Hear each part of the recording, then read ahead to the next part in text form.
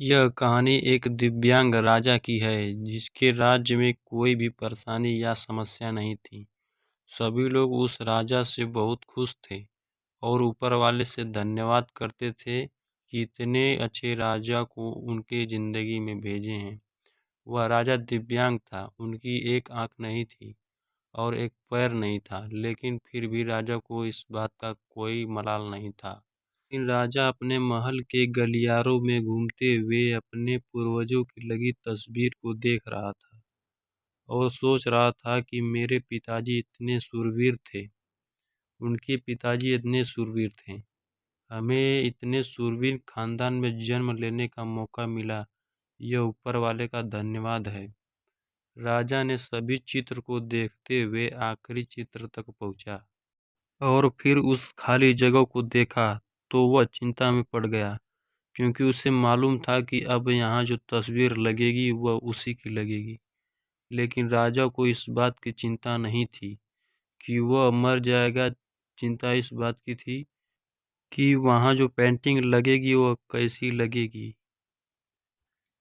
राजा का एक आंख और एक पैर ना होने की वजह से वह चिंता में पड़ गया और सोचने लगा कि इस गलियारों में इतने शानदार पेंटिंग लगी है, लेकिन मेरी एक आंख और एक पैर ना होने की वजह से मेरी ही तस्वीर सबसे खराब लगेगी और सबसे गंदी भी। राजा ने सोचा कि मेरे मरने के बाद पता नहीं कैसी पेंटिंग बनेगी, और क्यों न मैं अपने जीते जी ही एक शानदार पेंटिंग बनवाऊं, ताकि मुझे ये सुकून मिल जाए कि मेरी यहाँ अच्छी पेंटिंग लगेगी। अब उस राज्य में ऐलान करवा दिया गया और सभी पेंटर को बुलाया गया और कहा गया कि जो भी पेंटर राजा का शानदार पेंटिंग बनाएगा उसे शानदार इनाम मिलेगा। अब सभी पेंटर राज्य में आए और उन पेंटरों को पता था कि अगर शानदार पेंटिंग बना तो शानदार इनाम तो मिलेगा। लेकिन जिस राजा का एक आंख नहीं है, एक पैर नहीं है, उसका शानदार पेंटिंग कैसे बनेगा? पेंटर सोच रहे थे कि इनाम का तो पता नहीं, लेकिन अगर शानदार पेंटिंग नहीं बनी और राजा गुस्सा हो गया तो सजा मिलेगी। इसलिए बड़े बड़े चित्रकार भी आगे नहीं आए। तभी उसमें से एक लड़का बोला, राजा साहब, मैं आपकी पेंटिंग बनाना चाहता हूँ। मुझे 24 घंटे का वक्त दीजिए। अब सभी बड़े बड़े पेंटर हैरान हो गए कि ये लड़का क्या पेंटिंग बनाएगा, और अगर राजा को पेंटिंग पसंद नहीं आई तो इसे सजा जरूर मिलेगी। राजा बोला, ठीक है, आप बना करके आइए। अगले दिन वह लड़का तस्वीर बनाकर लाने वाला था और दरबार पूरी तरह से भर चुका था।